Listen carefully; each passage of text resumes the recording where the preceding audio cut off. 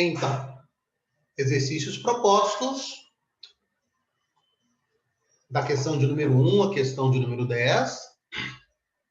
A primeira questão é uma questão da Universidade Federal de Minas Gerais. Está na página 28 de vocês, tá ok? E quem ainda não me enviou, pode me enviar agora no início da aula, não tem nenhum problema. Tá bom? Eu já enviei ontem à noite. Não sei, eu não tenho muita certeza se chegou, mas acho que chegou. Com certeza. Com certeza. Olha, tia Letícia. Tia Letícia está chegando. Tia Letícia chegando atrasada. O José aparece? Vamos ver se o Zé vai aparecer durante a aula. O Zé, quem sabe, né? O Zé tá ficando custoso, não quer trabalhar. Deixa ele. Então, questão de número 1, meninos. Questão do UFMG adaptada à série de vocês. A alteração antrópica dos sistemas naturais do planeta, antrópico, ser vivo. Iniciada com o surgimento da espécie humana, vem sendo responsável pela produção do espaço geográfico. É uma afirmativa. Essa afirmativa é correta ou é incorreta? Olha, ela é correta. O homem, os seres vivos, desde que surgiram sobre o planeta, desde que saíram da água e passaram para a Terra, os seres vivos começaram a transformar o espaço em benefício dele mesmo. Então, o homem adaptou o espaço natural à sua necessidade. A partir dessa interferência do homem, a construção do espaço geográfico é consequência imediata. E ela é dinâmica. O tempo todo, o homem continua transformando esse espaço geográfico, moldando o espaço natural, moldando o espaço natural à sua necessidade. Meninos, eu estou gravando a nossa correção, tá? E depois eu vou dispor a correção lá para vocês. Questão 2 é uma questão da Unicamp, Universidade de Campinas, adaptada à série de vocês.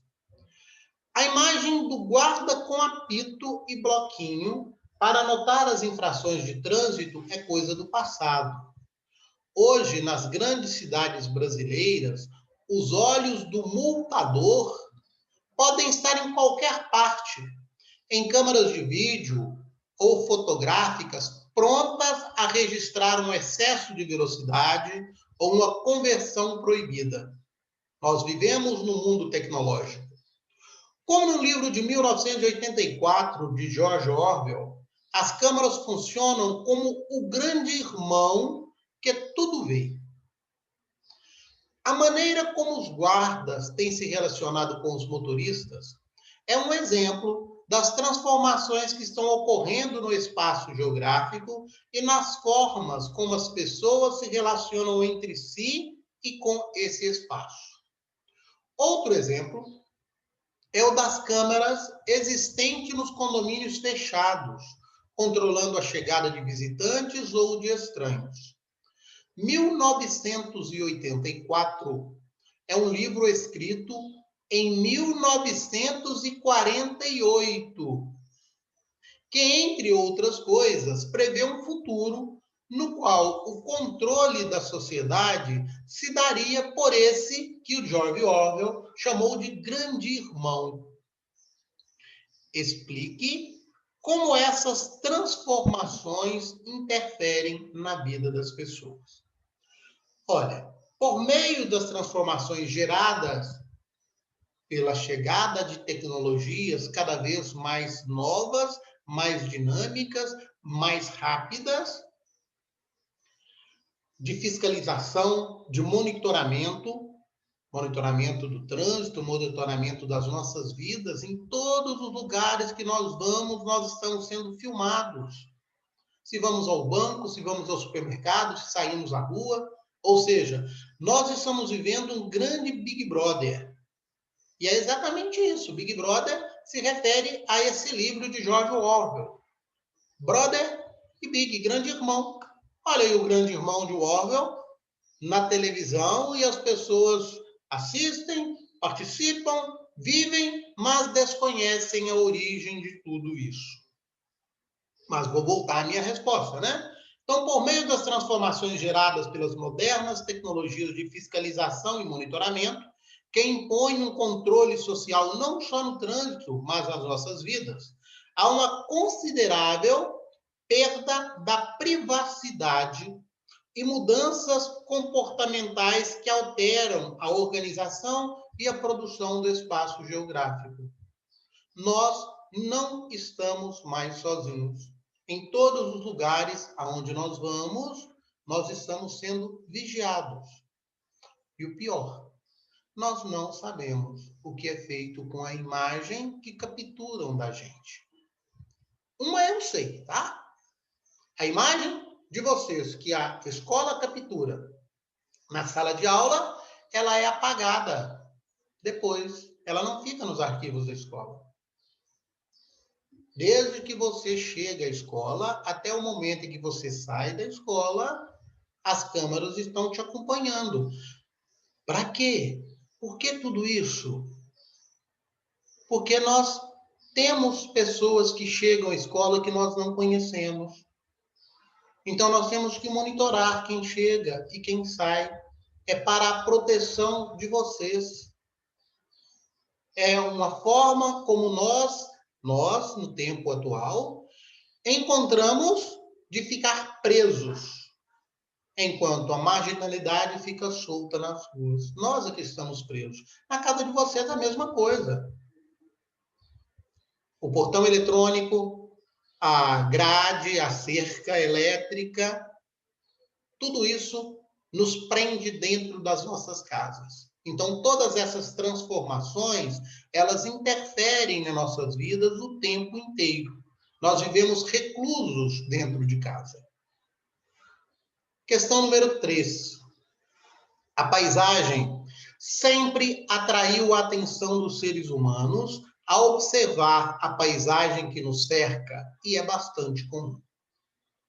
Ontem, por exemplo, no curto espaço de tempo em que o céu estava limpo à noite e, no momento, ficou sem nuvem nenhuma, haviam milhares, centenas, milhões de pontos luminosos, de estrelas que podiam ser vistas. Mas nós não olhamos mais para o céu. Eu gosto de olhar para o céu. Talvez por ser professor de geografia e talvez por gostar muito da natureza. E eu tento fazer com que todos aprendam a olhar para o céu, a observar que nós não estamos sozinhos no universo. A Terra não está só. Há inúmeros outros planetas, como há inúmeras outras estrelas, como o Sol. Então, há inúmeros outros sóis por aí. Escreva um pequeno parágrafo sobre as contribuições que a análise de uma paisagem pode dar para a compreensão do uso do espaço geográfico. Nós podemos aí dizer o seguinte: a análise das paisagens, ao observar e analisar e a descrever cada paisagem, eu estou contribuindo para o entendimento do espaço geográfico, pois podemos verificar as interferências que o ser humano realizou naquele espaço ao longo da história do homem, ao longo da história de uma cidade, ao longo da história de uma região, de um lugar.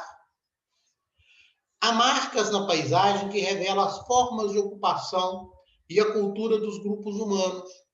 Por isso, a paisagem é um documento a ser lido que revela a cultura e a história de um povo. E aí, a paisagem que eu vejo perto do local onde eu moro, ela me revela que o povo de Lagoa da Prata é porquinho. Há lixo acumulado nos lotes vagos ao lado de onde nós moramos. Há lixo sendo jogado nas ruas da cidade onde nós moramos. As pessoas consomem um refrigerante dentro do carro, uma pipoca dentro do carro, um salgadinho dentro do carro e joga a embalagem pela janela, como se a rua fosse um grande lixão. Isso revela um pouco de nós? Claro que revela. E revela um lado feio, ruim, triste. Nós achamos que a cidade é uma grande lixeira, porque jogamos o lixo na cidade de qualquer jeito. E se nós achamos que a cidade é uma grande lixeira e que nós vivemos nessa cidade que é uma grande lixeira, a conclusão que eu chego é que nós também somos lixo. Afinal de contas, eu estou dispondo lixo do lado de onde eu moro. Eu estou jogando lixo pela janela do carro. Nós não estamos na escola. Mas quando termina o recreio na escola, o que sobra de lixo sobre as mesas é uma coisa maluca. É um troço doido. É sinal de que nós não sabemos cuidar do lugar onde a gente mora, do lugar onde a gente convive. E aí na casa de vocês?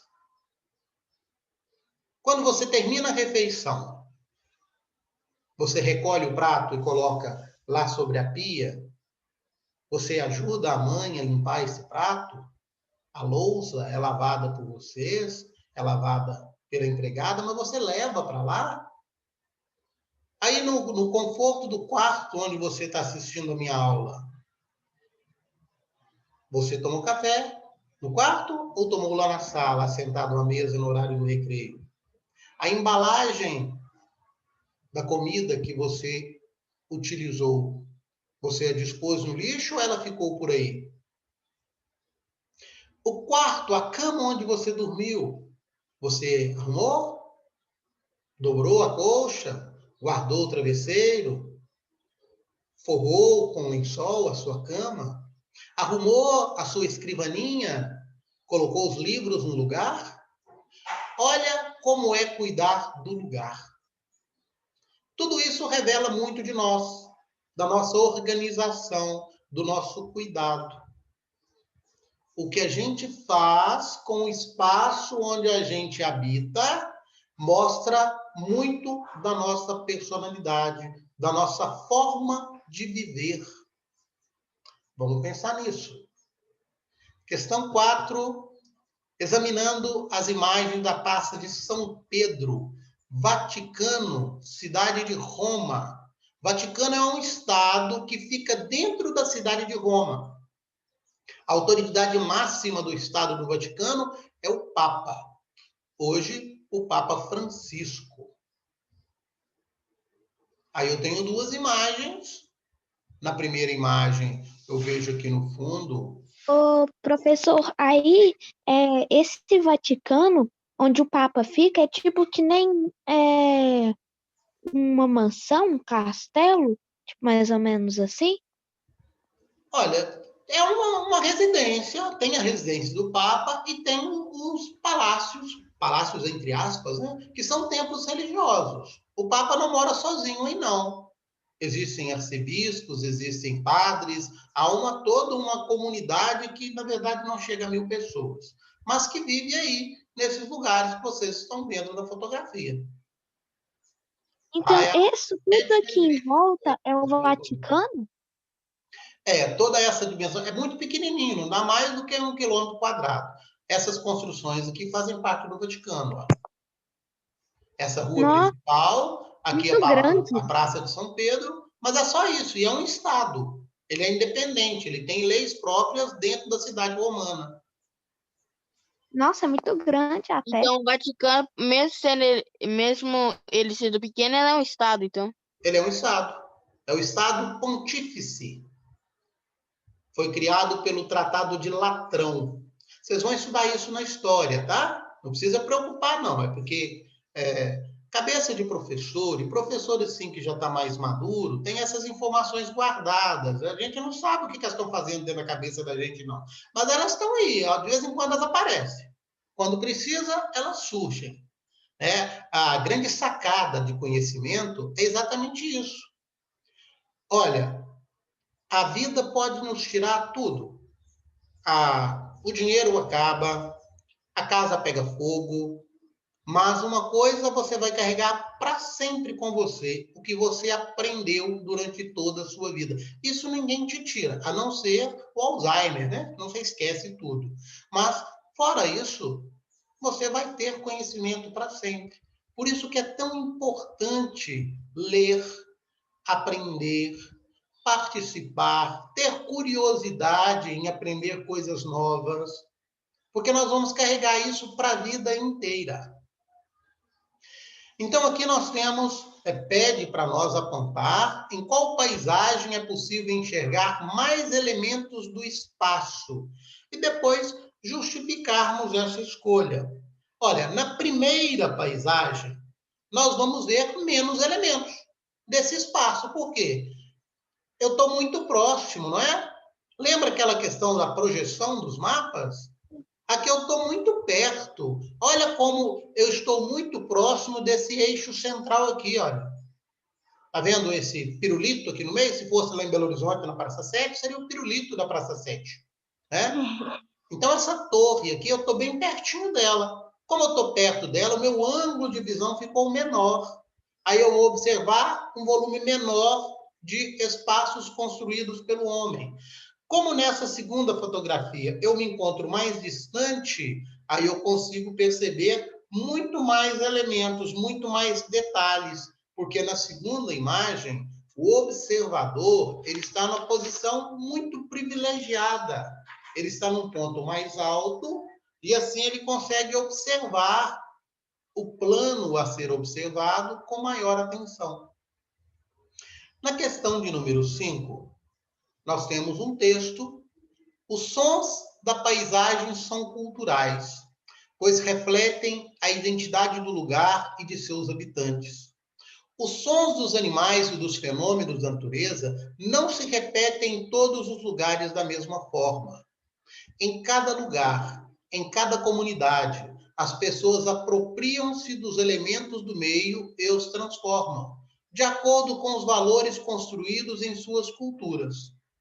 Tais transformações são expressas na paisagem e, ao considerarmos a dimensão sonora da paisagem, um dos produtos da cultura que se torna evidente é a música, que ao longo do tempo apresenta mudanças que se relacionam ao contexto em que elas são produzidas. Isso é um texto do Marcos Alberto Torres, na sua obra Os Sons da Paisagem.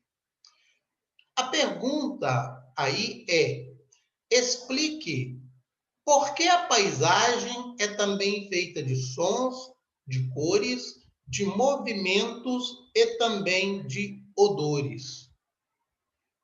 Olha, a paisagem, ela incorpora ao ambiente físico os elementos do trabalho humano ao longo do tempo. Esse elemento do trabalho humano é o fruto da nossa cultura. O homem é o único animal que produz cultura, com marcas sobrepostas do passado e do presente. Portanto, ela expressa a relação viva entre os seres humanos e a natureza. O ambiente é percebido pelos sentidos que medeiam nossas experiências. Mediar, equilibram a nossa experiência. Nos coloca como observadores, e observadores que podem criticar o objeto a ser observado.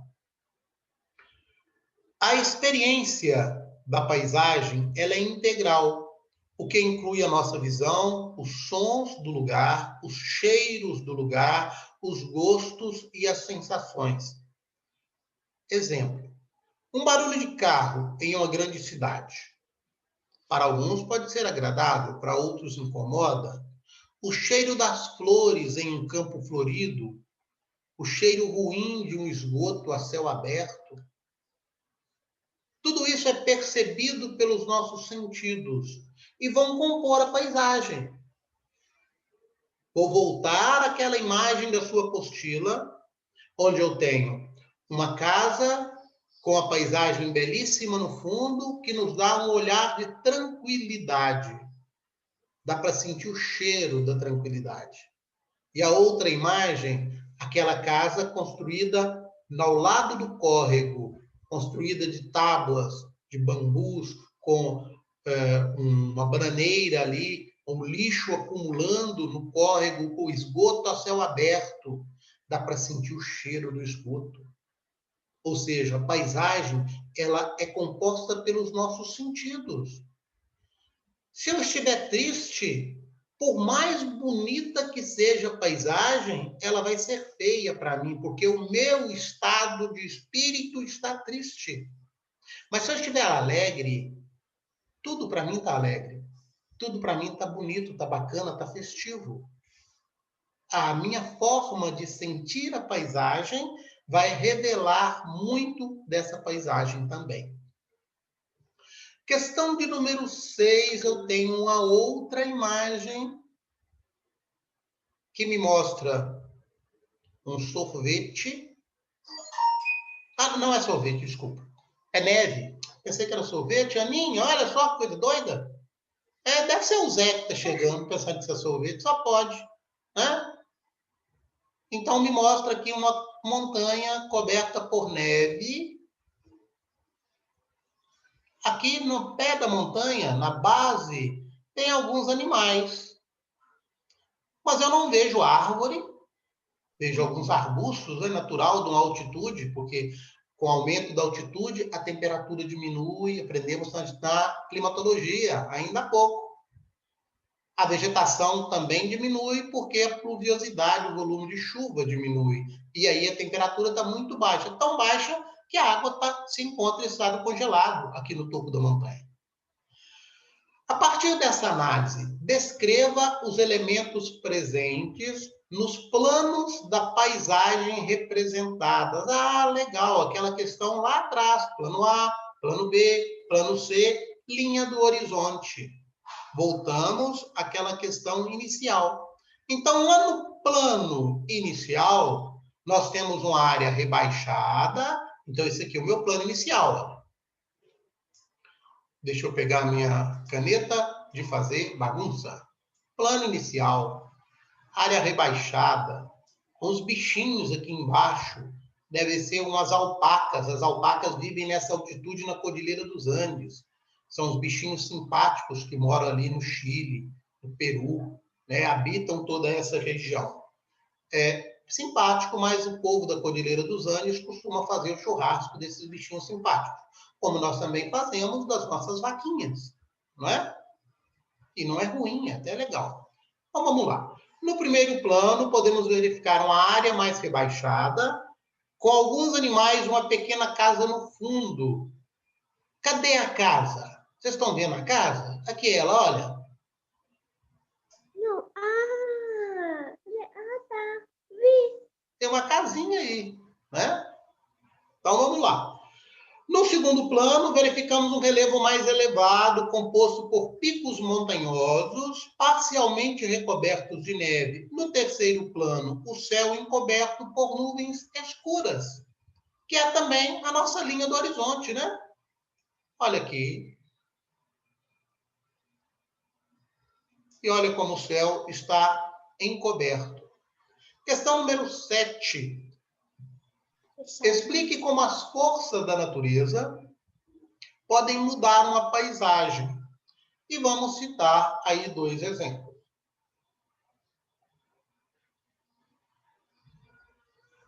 Na semana passada, houve uma tempestade de granizo muito forte na Cidade de Luz. Os moradores da Cidade de Luz, alguns amigos que lá tenho, mandaram para mim algumas fotos do chão coberto por pedras de gelo, de árvores que foram arrancadas pela chuva de granizo, pelo vento forte. Então, a chuva forte, a tempestade, é uma força da natureza, é o que a gente chama de evento adverso da natureza, foge à normalidade, né? Que mudou ali, temporariamente, a paisagem da Cidade de Luz. As ruas ficaram cobertas de gelo. Algumas árvores foram arrancadas.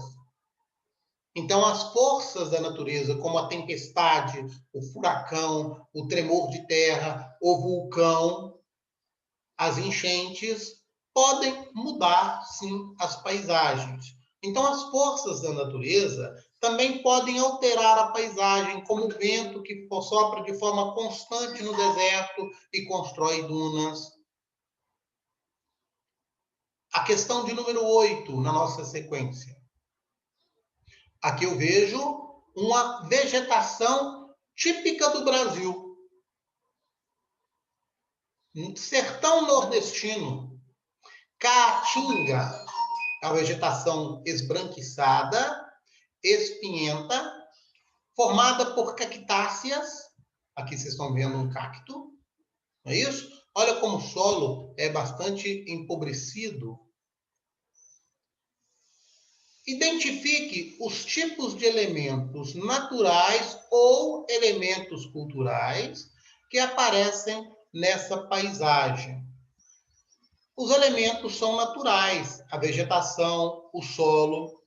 Nós não vemos nessa imagem nenhum elemento que não seja natural. Não há nada aqui que foi construído pelo homem. Tudo isso daqui é construído pela natureza.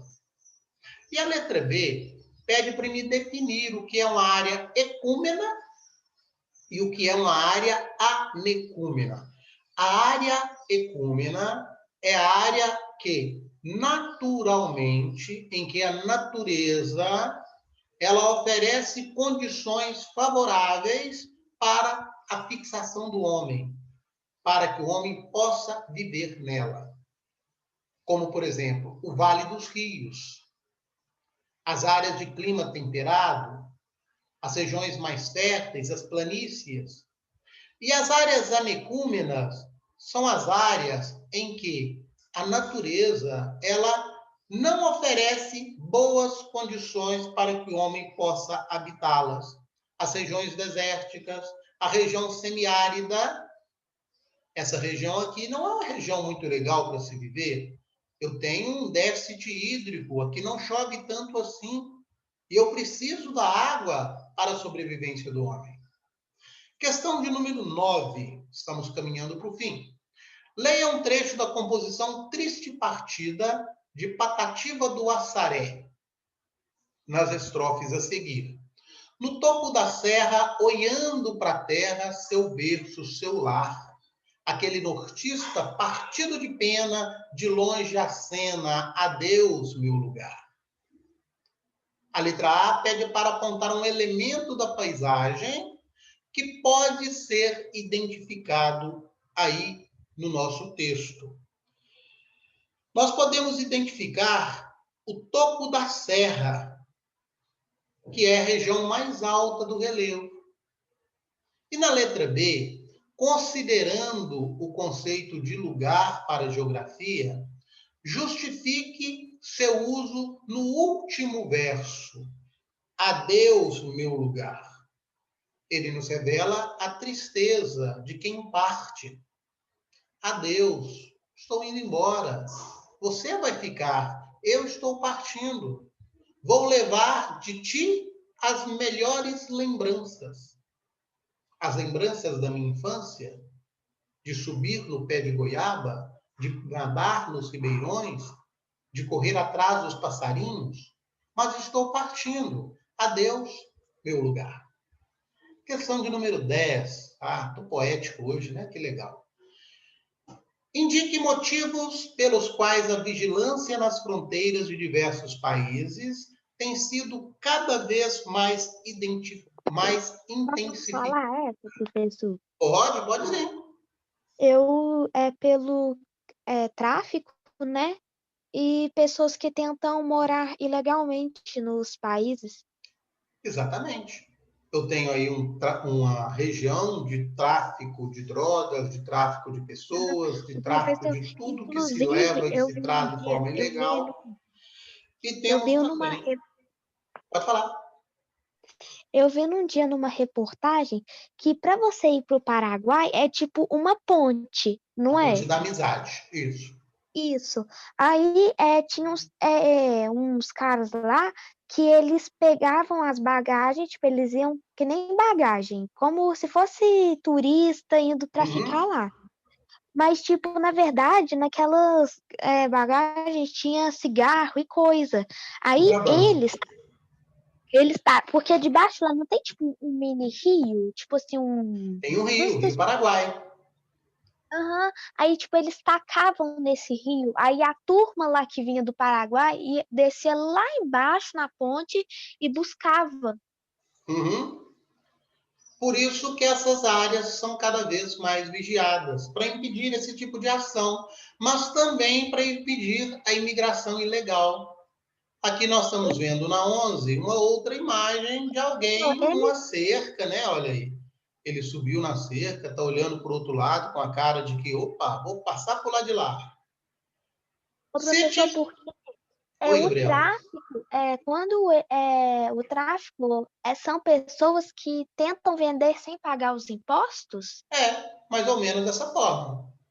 Tentam entrar com a mercadoria no porque, país o sem professor, para pagar você, os tipo, impostos. para você pegar uma encomenda, tipo assim, eu vou querer vender sabonete, por exemplo, lá, e eu não quero pagar, porque para você vender um produto de um país para o outro, você tem que pagar uma taxa, né? Não sei se é um imposto, uma Sim, são taxa. taxas, tributos e taxas. É o que a gente Aí chama as de pessoas, tarifas alfandegárias. A alfândega é o imposto que eu pago quando eu saio de um país e entro no outro. as pessoas que traficam querem burlar esse imposto, né? Não querem pagar Sim, ele. exatamente. E aí, se elas não estão pagando imposto, mas o outro está fazendo de forma legal e pagando imposto, ela está fazendo uma concorrência desleal. Porque o outro não vai conseguir vender barato. E também não vai dar garantia do produto. Porque o produto dele não tem origem, não tem nota fiscal. Eles têm que vender mais caros, por quê? Para comprar a encomenda, para pagar as taxas para entrar em outro país e o lucro ainda. Aí tem que Sim, sair bem caro. Pra... exatamente. Mas se não pagar impostos, como é que o país vai conseguir realizar obras de pavimentação da rua, de tratamento do esgoto, de saúde pública? O dinheiro que os estados, que os países possuem, é o dinheiro resultante da cobrança desses impostos. Vamos corrigir aqui a última para a gente encerrar, senão encerro o meu tempo de aula, tá? Letra A, cite dois motivos que justifiquem a atitude dos países de tentar impedir a entrada de imigrantes. O aumento da violência, o tráfico de droga e de armas, a entrada de trabalhadores ilegais.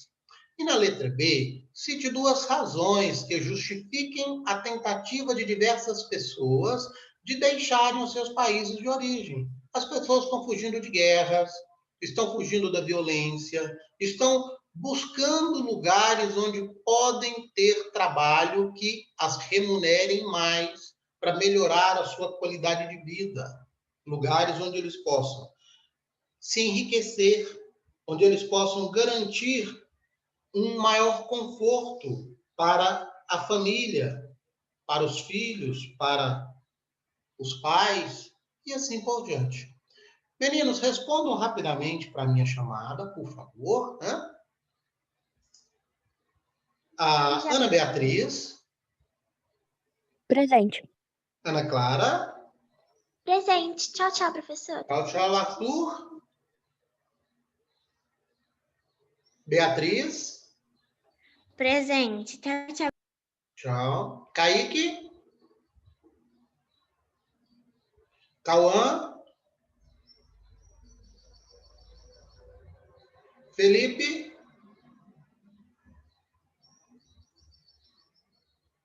Gabriel, Presente, professor. Tchau. tchau, Gustavo, ok, Gustavo, Isabela,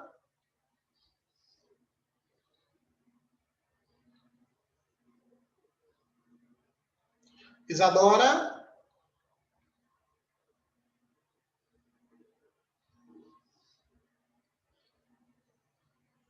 João Pablo,